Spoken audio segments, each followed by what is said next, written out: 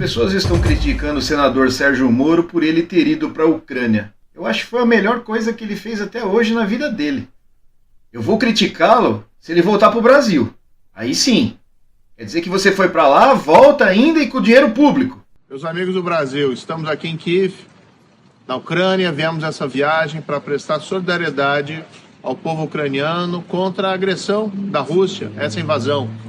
Estou aqui com o embaixador Melnik, que é o embaixador da Ucrânia no Brasil, que organizou essa viagem. E as pessoas sempre me perguntam por que a gente veio para a Ucrânia no momento que existe um risco, no momento que existe um perigo. Olha, não adianta a gente ficar lá só no Brasil dizendo que apoia a Ucrânia se a gente não faz nada em concreto. Então, quando for organizada essa missão diplomática, eu me senti compelido a vir para vir aqui apoiar, e vamos tentar trabalhar no Brasil ainda mais para aumentar o apoio da opinião pública, da sociedade brasileira, e buscar ações concretas do nosso governo e do nosso país para poder ajudar a Ucrânia nessa hora tão difícil. Nós não vamos faltar ao nosso dever, porque a Ucrânia não luta só pela sua soberania, mas luta também pelo mundo livre. Sérgio Moro se sentiu compelido a ir à Ucrânia para prestar solidariedade. O Zelensky, senador, ele só quer grana, ele quer armas, ele quer apoio armamentista. Então o senhor não ajudou nada. O senhor ajudaria mais se o senhor tivesse doado alguma grana aí para ele comprar mais algum armamento. O raciocínio do Sérgio Moro é precário. O que você quer? Você quer, por exemplo, que o Brasil apoie a Ucrânia com armas? Você quer mesmo que o Brasil crie problemas com a Rússia? Você quer mesmo que o Brasil dê um tiro no pé com relação ao BRICS? O Sérgio Moro sempre está do lado errado, sempre fazendo besteiras.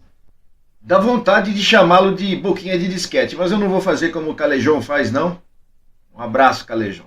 O Sérgio Moro é um opositor ferrenho ao Lula. Se o Lula apoiar a Ucrânia, aí ele parte para apoiar o Putin.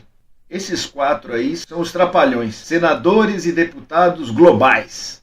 Agora esses inúteis da extrema-direita, eles vivem lá fora. Não legislam mais no nosso país, não fazem nada pelo nosso país, vivem viajando, vivem indo às compras.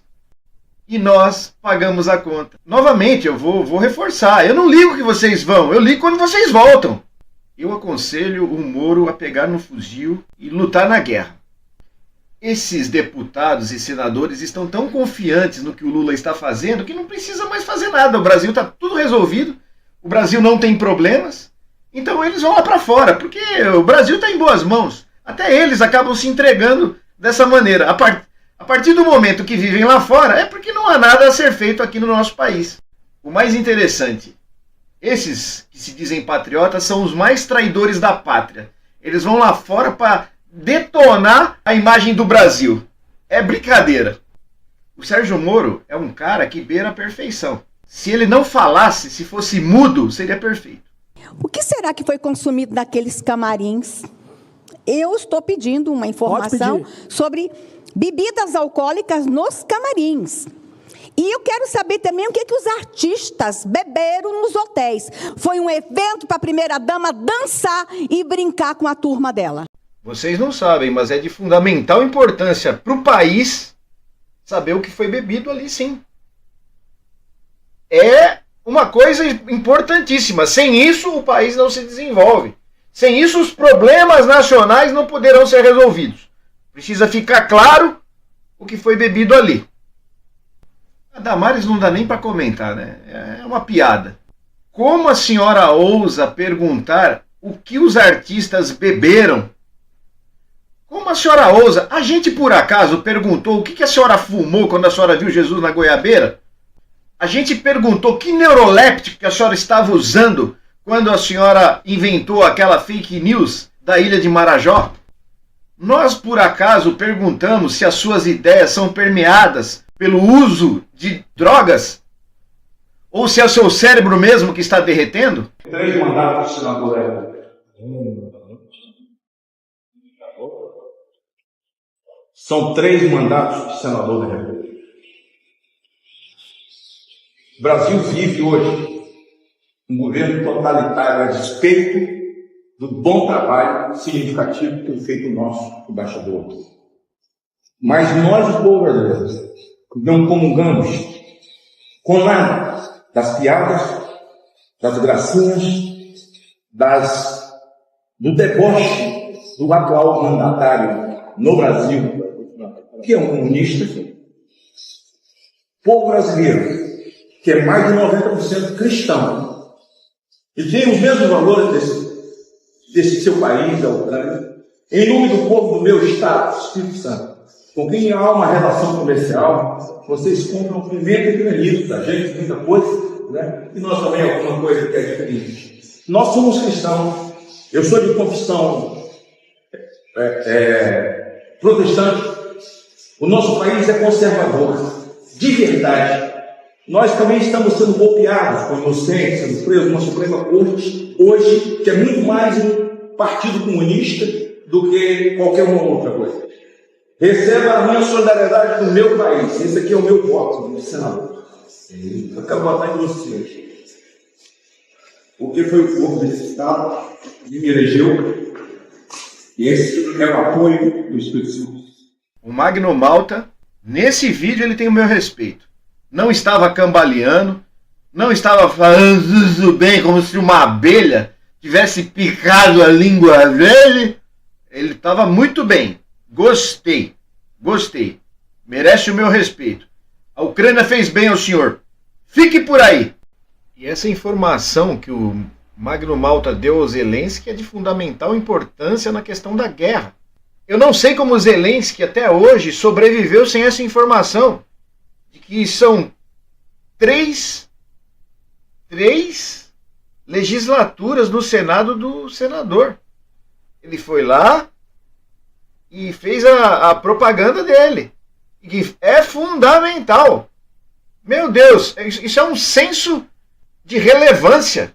Se fosse um governo totalitário, como o senhor falou, o senhor já não poderia voltar, já teria que ficar exilado aí. E caso voltasse, aconteceria o que aconteceu a muitos, como Rubens Paiva, que foram mortos, foi dado sumiço no corpo.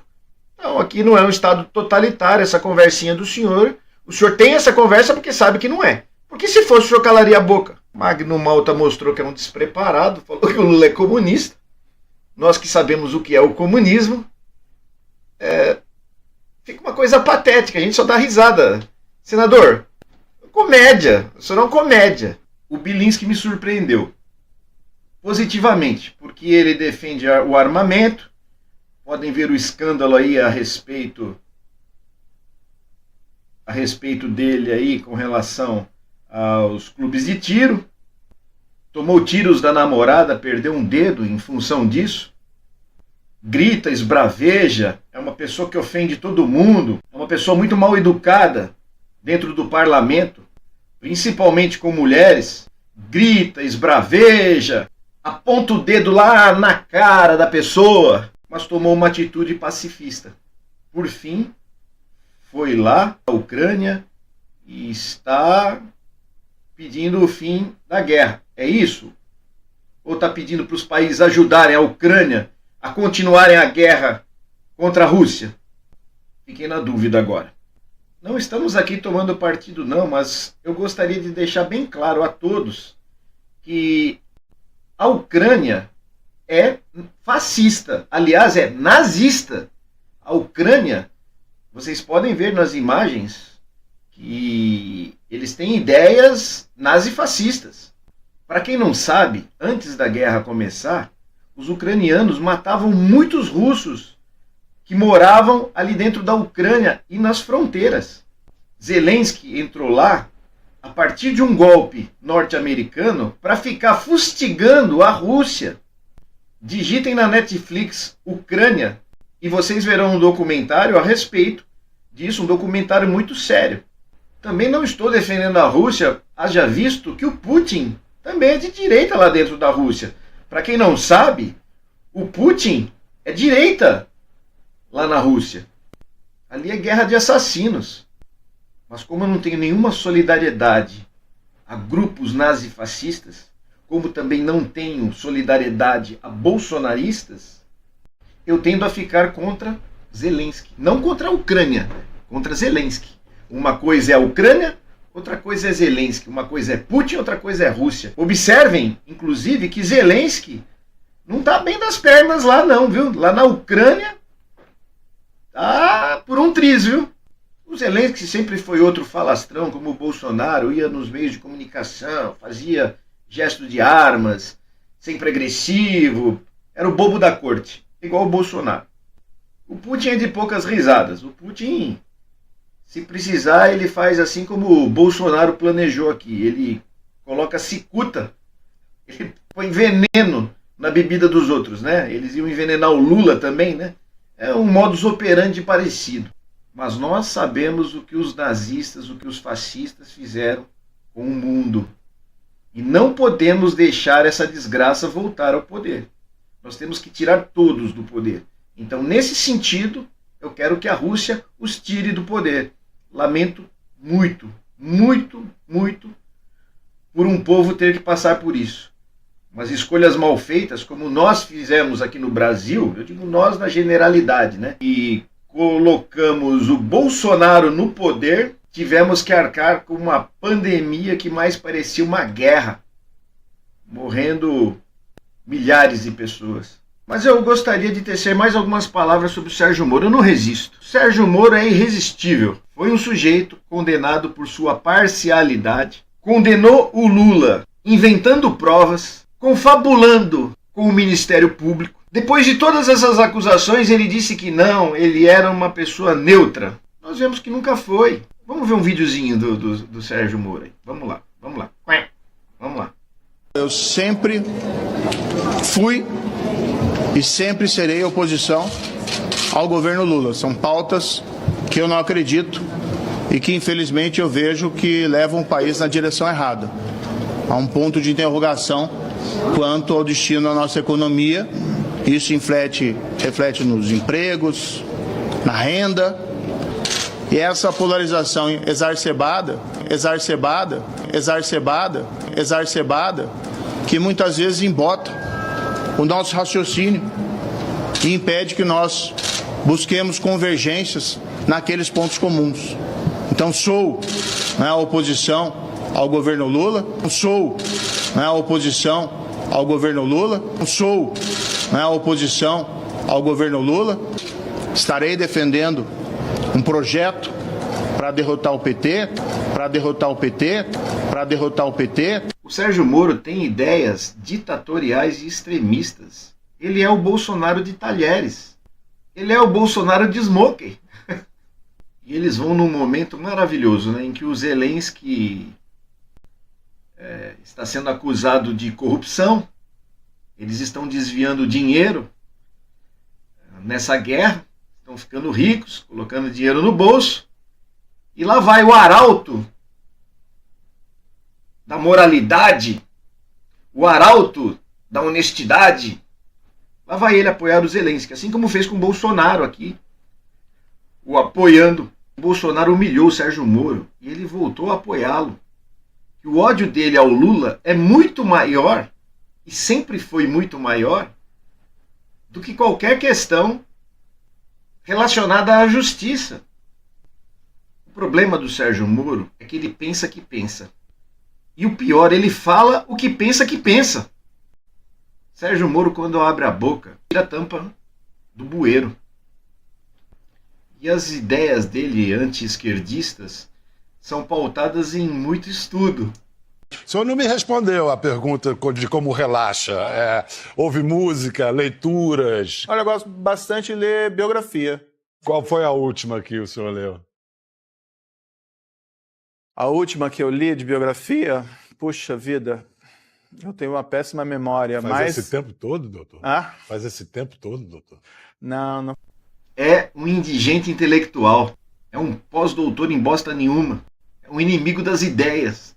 Esse concurso que ele passou para juiz, ele tem que ser investigado.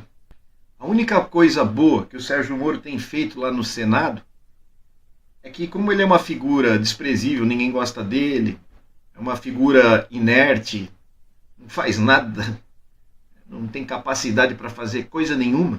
A minha alegria é que ele é um zero à esquerda, que não afeta em nada. E ele ir lá para a Ucrânia, atrapalha ainda o Zelensky. Vejam que o próprio Lula não quer que o Moro responda a nenhum processo, porque ele é ótimo para o governo. O Moro é uma figura decorativa. O Moro é uma estátua, que infelizmente fala. O Moro está lá no Senado de enfeite. E quando abre a boca,